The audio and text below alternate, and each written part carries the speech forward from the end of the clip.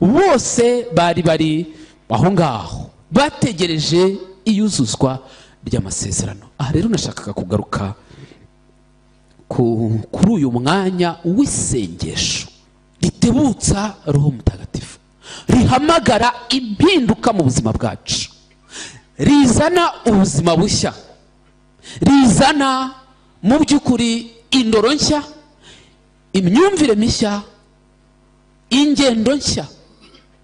Ntabwo ari umunota umwe, ntabwo ari isaha imwe, ntabwo ari akanya gato, ni umwanya twafashe kandi tukabyitaho kugira ngo dutebutse imbaraga za Nyagasani, kugira ngo Roho Mutagatifu abone ikibanza yashyikiramo mu buzima bwacu. Ni ngombwa ko dutegura tukitegura. Twariteguye yego, ariko Roho Mutagatifu aza buri kanya, aza buri munsi, aza buri gihe mu buzima bwacu.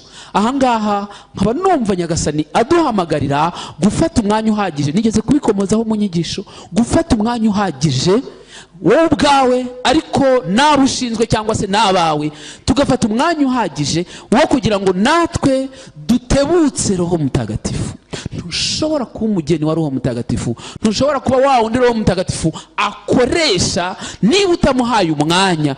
Bikira Mariya ari ahantu wabo, babandi twavugaga nimugoroba bari Yohani na Mariya Madarina n'abandi, n'intumwa zose, na Petero warangije gusubizwa mu butumwa, n'intumwa zose n'abandi bose, na Matiyasi waje nyuma nawe yari ari muri abo ngabo, n'abandi bose babandi bakurikiye Nyagasani Yesu Kristo, bafashe umwanya uhagije w'iminsi 9.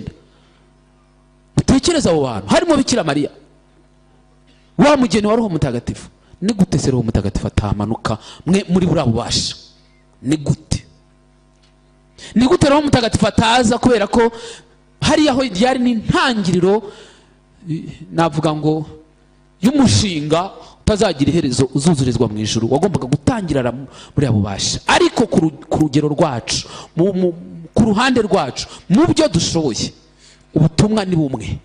Niba ushaka ko Nyagasani Roho Mutagatifu agukoresha ibitangaza, itegure, mutegurire, mwitegure, hanyuma umutebutse. Naho ubundi tuzakomeza tumere nk'ababyinira muri sale y'imyitozo. Murayizi sale y'imyitozo? Sale y'imyitozo abantu bajyamo bakajya kuri cya kintu kirukanka, ariko naha ngaha wabikora, ntabwo ari muri cyo kintu gusa. Ushobora kumara isaha no wirukanka utavuye aho uri, byuya byabize, utavuye aho uri. Kubera iki? Ndavuga ngo ngwino Roho Mutagatifu yajya kumanuka ngo ampindure ikingi cy'agasanga ngeze hariya.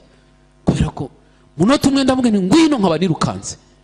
Hagomba nko kugaburira umwana ufite ibirahu. Sinzi ukuntu uwo mwana wamufasha, sinzi uko barakuzirika se. Roho Mutagatifu azatuzirikire hamwe kugira ngo tumutebutse. Kuko namubwira ngo ngwino Roho Mutagatifu, kandi ubwo ahise abona akantu ngomba guhindura mu buzima bwanjye, yamanuka ngo hindura kariya agasanga ngeze hariya. Nta mwanya namuhaye. Ni gute na kwitegura, naho umwanya Imana, naho umwanya Roho Mutagatifu ngo ampindure igikoresho cye? Ni gute umuryango wanjye waba urwurukiro rwa Roho Mutagatifu?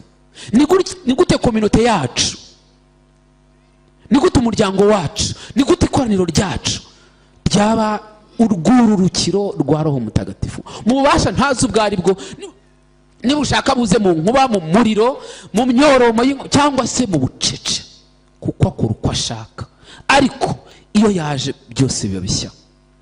Ntabwo ukomeza kuko wari umeze. Wuzura amahoro n'ibyishimo by'Imana, utangira gutera ibitambwe nk'ibya Nyamurya abana mu butungane. Igitambwe nk'icya Nyamurya abana wenda ntabwo benshi babyiza, ariko ni urutambwe rukomeye cyane. Aha ndagira ngo twongere duhe umwanya Imana, duhe umwanya Imana mu buzima bwacu, twe kuyigenera tuyigerera.